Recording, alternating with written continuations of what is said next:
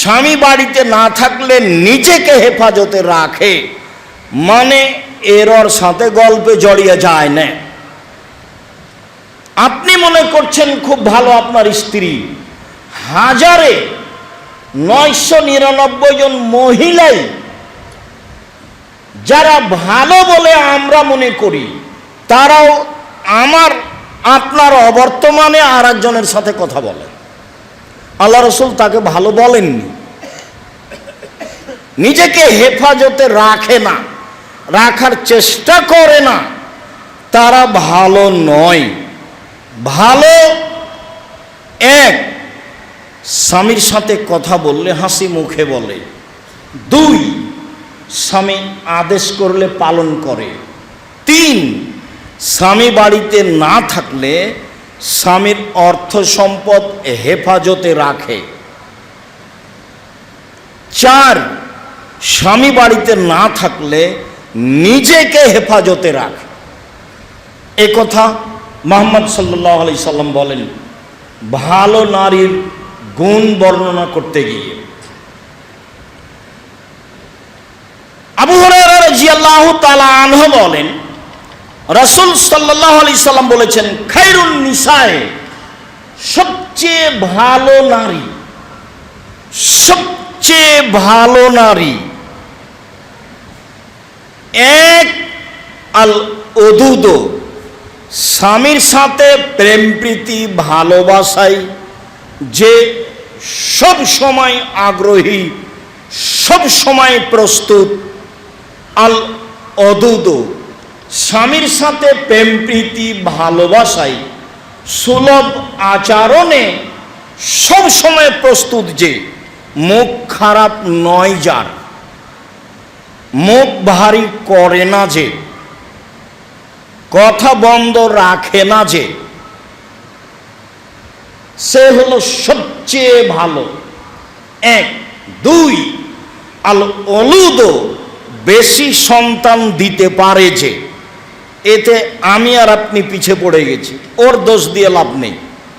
কে যে আপনার মাথায় ভূত চাপালো, আপনারা 10-12 ভাই বোন সবাই মানুষ হয়ে গেলেন, আপনার মা 16 জন মানুষের ভাত রান্না করতো ঢেঁকিতে ধান ভেঙে আর জাঁতায় আটা পিষে, তারপরে তো মেহমান ছিল মসজিদ থেকে 2 জন ধরে নিয়ে এসেছে রাত 10টায়, সব আপনার ভালোভাবে মনে আছে। সব আপনার মা করে মেহমানকে খাওয়িয়ে দিন কাটিয়ে দুনিয়া থেকে চলে গেলেন। আর আপনার স্ত্রী বা কি বুঝালো, আপনি বা কি বুঝলেন? মাদ্রাসা লাইনে যেসব ছেলে মেয়ে পড়ে, যেমন কাল বা কখন রেজাল্ট হয়েছে, তো কিছু কিছু ছেলে আমার সামনে গল্প করছে যে ওস্তাজি আমাদের অমুক গোল্ডেন পেয়েছে, অমুক প্লাস পেয়েছে। তা আমি বলছি আমি তো রেজাল্ট শুনি না, আমি এরকম রেজাল্ট পছন্দ করি না। কেন? রেজাল্ট যখন ভালো হয়েছে বলে বাপ মা মনে করেছে, বলে খালা খালু মনে করেছে, বলে নানা নানি মনে করেছে, বলে চাচা চাচি মনে করেছে, তখন তারা সিদ্ধান্ত পরিবর্তন করেছে। তারা ছেলের মাকে বলেছে যে তাহলে তেহরা মাদ্রাসায় পড়িয়ে কি হবে, অত ভালো রেজাল্ট, অত ভালো রেজাল্ট, ছেলেটাকে ওখানে রাখলো, কি যে বুঝলো, ছেলেটাকে একটু দিনাজপুর সরকারি কলেজে ভর্তি করলো না, ছেলেটা মানুষ হতো, কত কি হতো। তবে এখন আর কি বলতে পারি, মানুষ যদি হয় তাহলে 3টা পথ: 1 চোর, 2 প্রতারক, 3 লেবারের ম্যানেজার। যদি খুব মেধাবী হয় তাহলে কিভাবে? যদি ইঞ্জিনিয়ার হয় তাহলে চুরি করবে, জাতির টাকা, ব্যতিক্রম 2-1টা তুলে রাখেন। আর যদি ডাক্তার হয় তাহলে প্রতারক হবে, যে কোম্পানি তাকে টাকা দিয়েছে তারই নামে তারই প্রেসক্রিপশন লিখবে, এটা তো আপনার চোখের সামনে। 3 যদি খুব মেধাবী হয়ে বিদেশে থেকে যায় তাহলে ওকে বিদেশিরা বড় পদ দিবে না, দিবে যারা পায়খানা করে তাদের ম্যানেজারি। ম্যানেজারি 3 লাখ টাকা বেতন, তখন সুবহানাল্লাহ, তো বাংলাদেশের কোনো চাকরিতে 3 লাখ বেতন নাই, তো আমি যারা পায়খানা পরিষ্কার করে তাদের ম্যানেজার হলে কি হবে, টাকার তো সমস্যা নেই। এটাই হিসাব। ব্যতিক্রম নিয়ে কথা ভেঙে দেওয়ার চেষ্টা করবেন না। ব্যতিক্রম ব্যতিক্রমী। আপনার বয়স এখন 80 বছর, আপনি তেঘরার মানুষ, দিনাজপুরের মানুষ, বিগত 80 বছরকে চ্যালেঞ্জ করলাম আমি। আপনার চোখে দিনাজপুরের খুব মেধাবী ছেলে, মেধাবী মেয়ে জাতির কি করেছে সেটা বলেন, সেটা আমার সামনে বলবেন আপনি। আমার খুব কষ্ট পাই। আব্দুল মোকাদ্দেম নিয়ে গেল আমার কান দেখানোর জন্য এখানে এক ডাক্তারের কাছে। সে কান বিশেষজ্ঞ, বড় ডাক্তার। বললো খুব অসুবিধে, কি যে হয়, কিছু বললো, ঔষধ দিল। ঢাকার বড় ডাক্তার, কান বিশেষজ্ঞ, বলল যে কি যে হয়, অসুবিধা খুব বেশি। রাজশাহীর বড় ডাক্তার বলল মনে হচ্ছে পর্দা ফেটে গেছে। অনেক কিছু বলল, বিরক্ত হলাম। কলকাতা গেলাম প্রোগ্রামে, নেমে বলছে এই ছেলেরা শোনো মেডিকেলে যাব। তো গেলাম, ডাক্তারকে বললাম যে দেখেন। তো ডাক্তার একটু দেখেই মুখটা সরিয়ে নিল। আমি বললাম হাজরাত, যারা মেহরবানি করকে দোবারা দেখতে, যদি আপনি আর একটু ভালো করে কানটা দেখতেন, মানে ওর দেখা আমাকে ভালো লাগেনি। তখন হেসে উঠেছে, হেসে উঠে বলছে দো দাওয়া লিখ দিয়া, দুইটা ওষুধ লিখে দিয়েছি, জিন্দেগি মে কভি नहीं होगा, এটা ভালো হয়ে যাবে, কিয়ামত পর্যন্ত কোনোদিন হবে না। अगर हो भी जाए तो दूसरे के इस्तेमाल करना पहले को नहीं, তাহলে দ্বিতীয়টা ব্যবহার করিও, প্রথমটা নয়। 3 দিন পরে ভালো হয়ে গেছে। এখানে 1.5-2 বছরের কথা। আমি প্রশংসা করিনি কারো, বদনামও করিনি কারো, আমার নিজস্ব বাস্তব কথা বলছি। সম্মানিত দিনী ভাই, কোথা থেকে কথা বলছিলাম? ছেলে মানুষ করতে হবে জাতির জন্য, ছেলে মানুষ করতে হবে পরকালের জন্য, ছেলে মানুষ করতে হবে নিজের জন্য। যেটা আপনাকে আমি দিনরাত বলছি। আমার মনে বড় সাধ, এই দেশের মাটিতে আমি উন্নত মানের প্রতিষ্ঠান গড়বই ইনশাআল্লাহ, যেখানে ছেলে মেয়ে বাংলা, ইংরেজি, আরবি উন্নত মানের শিক্ষা অর্জন করে জাতির অন্যায়ের বিরুদ্ধে লড়বে, মুখে কলমে মিডিয়ায় লড়বে ইনশাআল্লাহ। মাঠে আছি মুখে, মাঠে আছি কলমে, মাঠে আছি মিডিয়ায়, আরো শক্তভাবে থাকবো সময়ের গতিতে ইনশাআল্লাহ।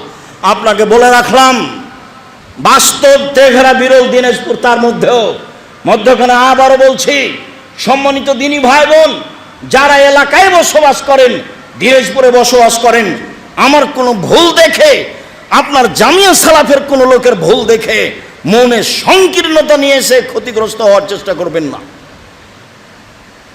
আমি জাতির ক্ষতি করি না, 10 পয়সার ক্ষতি করি না, আমি কাজে সফল হবই ইনশাআল্লাহ। আপনার সংকীর্ণতা আসলে এই সংকীর্ণতার বোঝা বহন করতে করতে আপনার মরণ হয়ে যাবে, আপনি কিছুই করতে পারবেন না। আমার চোখে দেখা বাস্তব। 2013 সালের 24 আগস্ট রোজ মঙ্গলবার সকাল 11টার সময় বলেছিলাম জামিয়া সালাফিয়া হাঁটাবো, বীর হাঁটাবো, রূপগঞ্জ, নারায়ণগঞ্জ, ঢাকায়। আমার হাতে টাকা নেই, এই কথা সত্য। এখানে প্রতিষ্ঠান গড়বে, এই কথা সত্য। ইনশাল্লাহ গড়বে। এখন প্রতিষ্ঠানটি প্রায় 100 বিঘা জমির উপর অবস্থান করে, প্রায় 100 বিঘা পূর্বাচলে। তার মানে আপনার ভিতরে যদি প্রতারণা না থাকে, আপনি কাজে সফল হবেন ইনশাল্লাহ, দেরিতে হোক। আপনার কথা বললেই হবে তা তো নাও হতে পারে। ইয়াকুব আলাইহিস সালামের ছেলে ইউসুফ আলাইহিস সালাম হারিয়ে গেলেন, দুইজনে নবী, বাপও নবী, বেটাও নবী। 25 বছর লেগেছে ছেলেকে ফেরত পেতে। 25 বছর দিন রাত কান্নাকাটি করছেন বাপ, বেটাও কান্নাকাটি করছে, দুইজনই নবী। 25 বছর সময় লাগে। তা আমি আপনি এত ব্যস্ত হয়ে গেলাম কেন? ছেলেকে জাতির উদ্দেশ্যেই মানুষ করতে হবে, এই কথাই ঠিক। পরকালের লক্ষ্যেই ছেলেকে মানুষ করতে হবে, এই কথাই ঠিক। নইলে ফলাফলে আসবে চাঁপাই নবাবগঞ্জের ভাষায় আমও যাবে, ছালাও যাবে, কাঁদতে কাঁদতে 2 চোখও যাবে। বস্তা গেছে, আমও গেছে, সবই হারাচ্ছে, যা আপনি দেখতে পাচ্ছেন।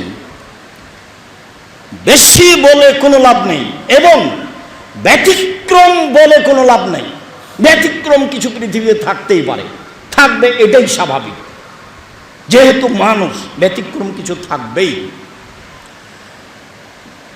এক, স্বামীর সাথে প্রেমময় ভালোবাসায় আগ্রহী যারা, তারা সবচেয়ে ভালো মহিলা। 2, বেশি সন্তান দিতে পারে যারা, তারা সবচেয়ে ভালো মহিলা। 3, অল মুআতিয়াত, স্বামীর বিপদে ব্যথায় সমবেদনায় ব্যস্ত, সমবেদনায় বেদনা ভোগ করে যে সে। স্বামীর সুবিধা অসুবিধায় সবাই সময় থাকতে হবে। 3 অল মুআসিয়াত, প্রয়োজনে স্বামীকে সান্ত্বনা দিতে হবে। সমাজের সাথে জড়িত, ব্যবসার সাথে জড়িত, দুর্ঘটনা ঘটতে পারে, ব্যবসায় কোনো দুর্ঘটনা ঘটতে পারে, সামাজিকভাবে দুর্ঘটনা ঘটতে পারে। স্ত্রী পাল্টা বলবে, হয়েছে তোমার, ঠিক হয়েছে তোমার, ঠিক হয়েছে, তোমাকে কত বললাম, তুমি যায় না, তুমি যায় না, তুমি গেলে, তুমি আমার কথা শুনলে, তুমি এই করলে, তুমি সেই করলে, তুমি আমার বাপের টাকাটি নষ্ট করলে, তুমি কত কি করলে, একবারে কি যে করলো। আপনার যা বিপদ এসেছিল 10 গুণ বাড়িয়ে দিল। তাহলে এ ভালো মহিলা নয়। দেখবেন এই কথাটি বলতে চেয়েছিলাম এখানে। এবার শোনেন, আল্লাহ রাসূল বলছেন, গারে হিরাই হঠাৎ করে ভিন্ন আকৃতির মানুষ এসে বলছে, চেপে ধরে নিয়ে বলছে, ইকরা, আপনি পড়েন। বলছে, আমি পড়তে জানি না। আবার বলছেন, ইকরা, আমি পড়তে জানি না, আমি তো অক্ষরই চিনি না, আমি পড়বো কি? বলে, পড়েন। আমি পড়তে জানি না। চেপে ধরে বলছেন, ইকরা বিসমি রাব্বিকাল্লাযী খালাক, খালাকাল ইনসানা মিন আলাক। যা হলো হলো। দৌড়িয়ে বাড়িতে এসে বলছে, খাদিজা, আরে আমাকে কম্বল দিয়ে জড়িয়ে ধরো, খাসি তো আলা নাফসি, আমি মনে হয় মারা যাব, আমার হয়েছে, আমি আর বাঁচবো না। মানে কত বিপদগ্রস্ত হয়েছেন তিনি, অথচ সবাই তাকে ভালো বলেন, উনি নিজেও ভালো বুঝতে পারেন যে আমি ভালো, আমি মনে হয় মারা যাব। তো স্ত্রী বলছেন, এবার স্ত্রী বলছেন, মহিলা মানুষ আপনি, যারা আমার সামনে আছেন, যারা অনলাইনের মাধ্যমে পৃথিবীর যে কোনো প্রান্ত থেকে অবগত হচ্ছেন, যারা সময়ের গতিতে অবগত হবেন, আমি সকল দিনী বোনকে বলছি, দেখেন, খাদিজা বলছেন, কাল্লা, কখনো নহে, অসম্ভব, এটা হতে পারে না, আপনার মনন হবে না, আপনি বিপদগ্রস্ত হবেন না। ওয়াল্লাহে মা ইউজিকাল্লাহ, আল্লাহর কসম, আল্লাহ আপনাকে অপমান করবেন না, আল্লাহর কসম, আল্লাহ আপনাকে অপমান করবেন না। কেন? 1 তাসেলুর রাহেমা, আত্মীয়র সাথে সদাচরণ করেন। 2 তাহমেলুল কাল্লা, অসহায় মানুষের জিম্মেদারি নেন। 3 তাকসেবুল মাদুমা, নিঃস্ব মানুষকে সহযোগিতা করেন। 4 তাকরি জাইফা, মেহমানকে খেতে দেন। 5 যারা বিপদগ্রস্ত তাদের সহযোগিতা করেন। 4টা কথা একসাথে বললেন, অসম্ভব, আল্লাহর কসম, আল্লাহ আপনাকে অপমান করবেন না, এই 4টা কারণে। আরে আপনি তো ভালো মানুষ, আপনি এসব কাজ করেন। 1 আত্মীয়র সাথে ভালো আচরণ করেন। 2 অসহায় মানুষের জিম্মেদারি নেন। 3 নিঃস্ব মানুষকে সহযোগিতা করেন। 4 মেহমানি করেন, মেহমান দেখে ভয় পাবেন না। মেহমান তো ভাগ্নে ভাগ্নি, বোন এসেছে, 4-5টা ছেলে মেয়ে, আপনার স্ত্রীর মাথায় খারাপ, আপনার মাও বিপদে, কার দিকে যায় এতগুলো ছেলে মেয়ে? তো যে ছেলের বউ একটু নরম সেদিকে যায়, যা হবে হবে ওইদিকে যায়। আপনি এটা খুব ভালো জানেন, অথচ আপনাকে বলেছি, আপনি আমার আম্মাকে বলে দিবেন, আম্মা, দুলা ভাই আমার কাছে খাবে, বোনেরা আমার কাছে খাবে, ভাগ্না আমার কাছে খাবে, ভাগ্নি আমার কাছে খাবে, আমার আব্বার 10 বন্ধু যত ছিল যারা আসবে তারা আমার কাছে খাবে। এই কথা আপনি বলবেন আপনার মাকে, আপনার মায়ের মনটা বড় হয়ে যাবে। আপনার মায়ে বলবে, আল্লাহ তোমার ভালো করুক বেটা, আল্লাহ তোমার ভালো করুক, আল্লাহ তোমার ব্যবসা বাণিজ্যে বরকত নিরাপত্তা দান করুক। আপনার মা এমনিতেই বলবে। খেতে দেওয়ার পরে আপনি কথাটা বলেন না, কেন আপনি মাথা খারাপ করলেন, আপনার স্ত্রী কেন মাথা খারাপ করলো? ভুল বুঝছে। সবচেয়ে ভালো নারী 1 স্বামীর সাথে প্রেম বিনিময়ে ভালোবাসায় আগ্রহী যে। 2 বেশি সন্তান দিতে পারে যে। 3 স্বামীর সাথে সমব্যথায় বেদনা ব্যথা ভোগ করে যে। 4 স্বামীকে বিপদ আপদে সান্ত্বনা দেয় যে।